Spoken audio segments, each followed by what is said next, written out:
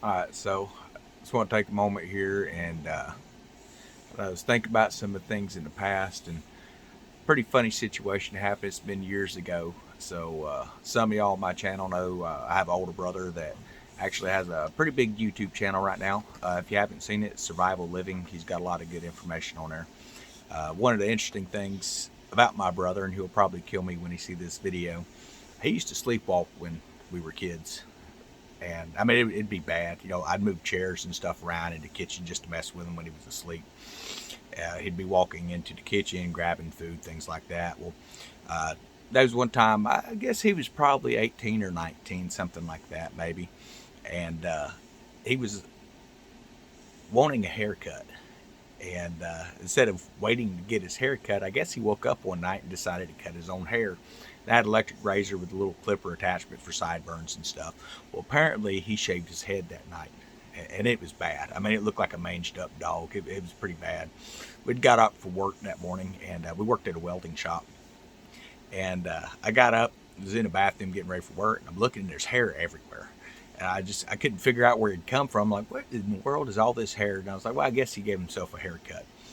Well, I go into the room and I'm like waking him up. So, hey, man, we need to get up for work. As soon as the lights come on, I see this manged up looking head, man, and I couldn't help but laugh. He was convinced for years that I had something to do with it. I'll be honest, if I was capable of actually dragging him to the bathroom and shaving his head without him waking up, yeah, I probably would have done it. But yeah, it wasn't me. He was sleepwalking when he done it. Well, the story gets worse than that. We're at the shop, and uh, my dad was the foreman. And I told my dad, I'm like, just out of the blue, I'm like, oh, hey, by the way, he cut his hair last night. And he's, oh, really? He said, well, I want to check that out. And he had this do rag on, because when you weld, you don't want your hair getting burnt, things like that. He gets my brother to pull his do rag off. Of course, everybody has a good laugh, except maybe my brother. Well, the only way to fix it was to shave his head, like almost bald. And he had the bluest marble looking scalp I've ever seen in my life. I mean, it was funny as heck.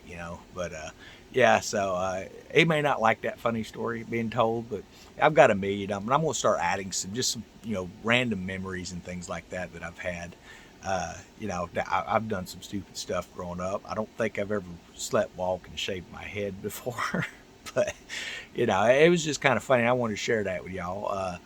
As far back as I can remember, he's always been up in the woods, things like that. He was the one who taught me how to do gold prospecting and stuff. He'd found some decent gold veins growing up.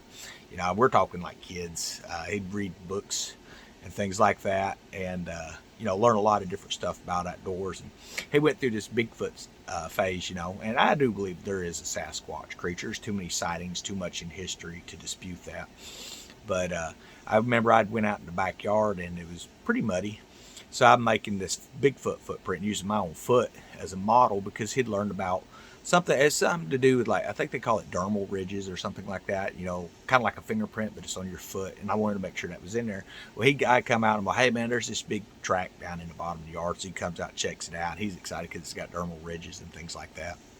And he'd get ready to make his plaster cast.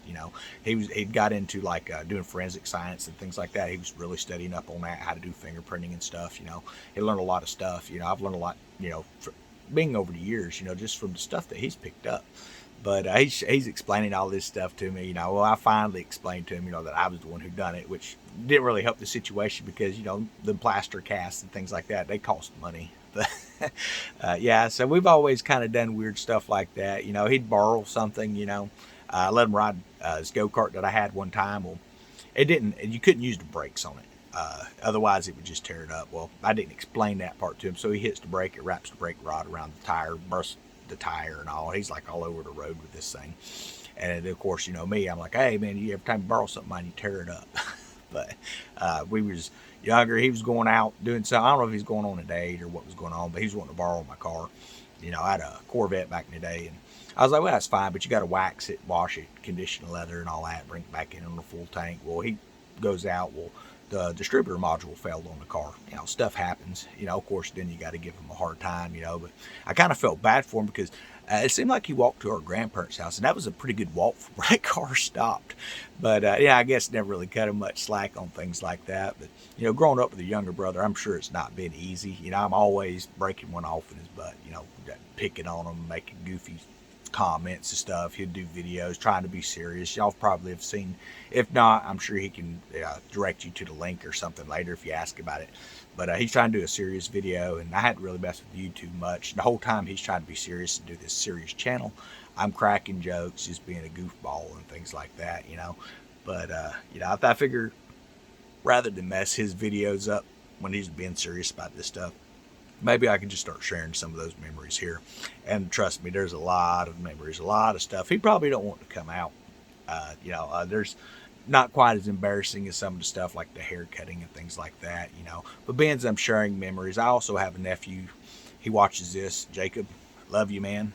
You goofball. I love you to death. He wants to be like his uncle. I don't know why. I'm not anything special. But I don't know if I should tell it. I won't tell it. Forget it. But he wants to be like his uncle. So he's trying to do stuff, because I'll do random stuff to get a laugh out of people. But I do draw the line. Apparently, he was trying to sniff his dog's butt, who had just recently taken a dump.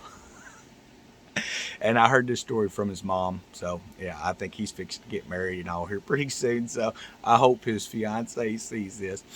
But he gets down to sniff his dog's butt and ends up with dog crap on his nose. This story, I have told this story before. We worked together at this one place, little amusement park, and there was this one little girl. He was kind of joking around, I guess he was trying to go on dates with or whatever. So naturally, I have to be the good uncle and tell all the goofy stories and stuff to him, which, probably kind of killed that. This has been years ago. But, so, Jacob, I'm not going to use your last name, Smith.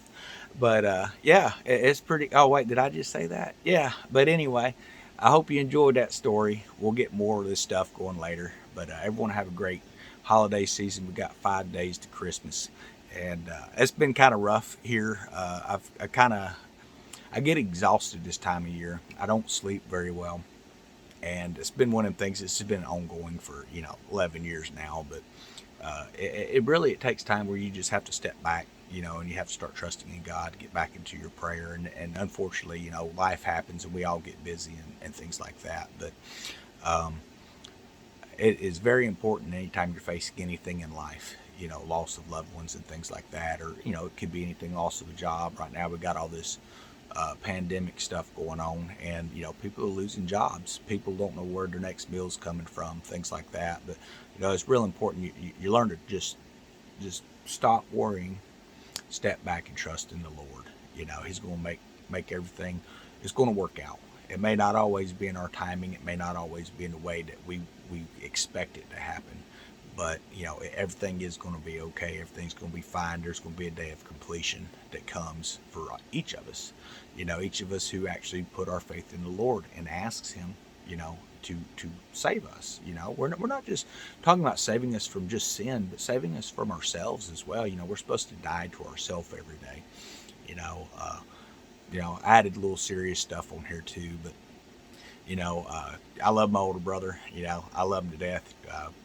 I pick on him a lot. I hope he realizes that's all just BS. That's what my job as a younger brother is, to, make your life as miserable as possible while joking about it.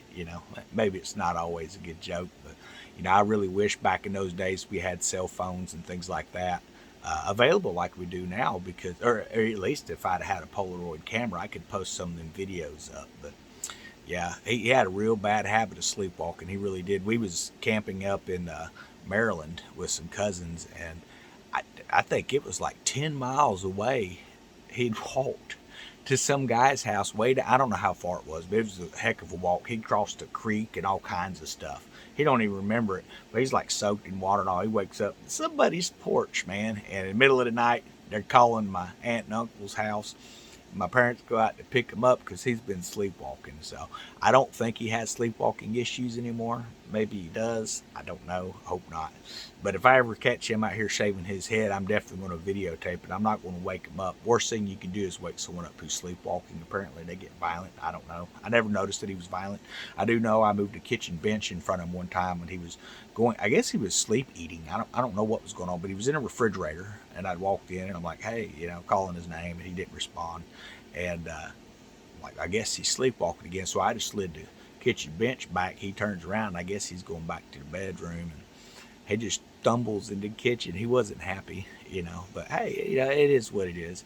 We did a lot of boxing and stuff growing up too, and it was kind of funny because there was this weight bench he would work out on and all this stuff. And we didn't grow up in a real big house. It wasn't small either, but we kind of overpopulated the stuff with things. And we're under boxing, and he trips on this weight, and he falls over on his shelf that's got all these little knickknacks and things like that on it. Of course, me being a younger brother, oh, I knocked you out. I seen it. You just went. I mean, but it would have looked like a knockout if you didn't know the backstory that there was a weight bench like right at his feet. I think it was a dumbbell or something he tripped on or something, but it looked perfect. Of course, I like to lord that over him, talk about the time I knocked him out when we was boxing, which, didn't really happen that way. But hey, it's always great to elaborate and, exaggerate a little bit on a story. So it's like when people catch a fish, and they talk about it's this big, I mean, well, yeah, it's this big. They're holding the other hand up, but it's only that big, It's kind of like I've been out trout fishing and stuff, and I caught this nice bass. It was over 10 pounds. I think it was like 10 pounds, 6 ounces.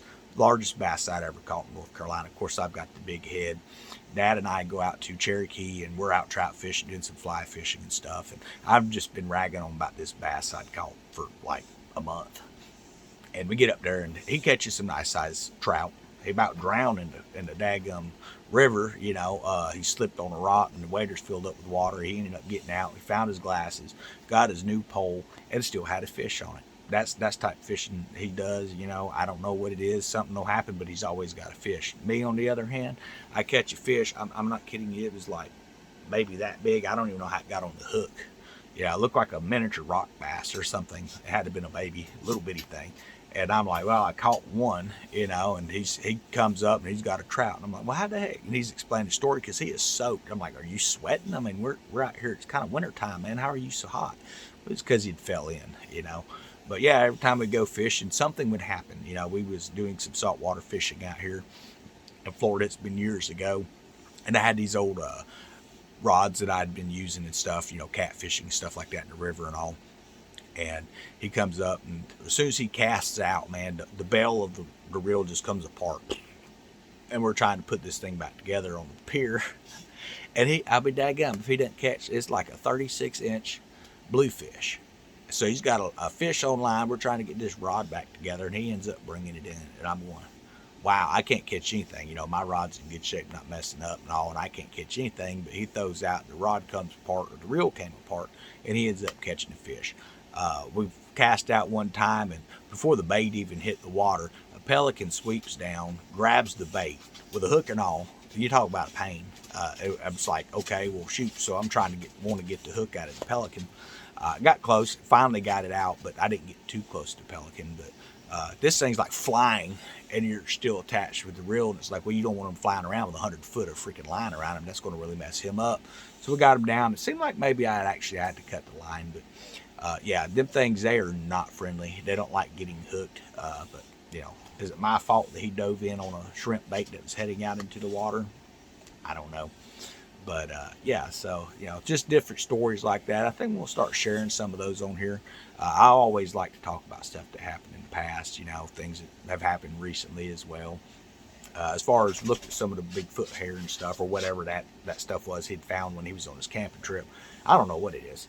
Looked at it, looking on the video or the pictures he posted, it looks synthetic to me. It doesn't really look synthetic. To me, it has the texture and the feel of like boar hair.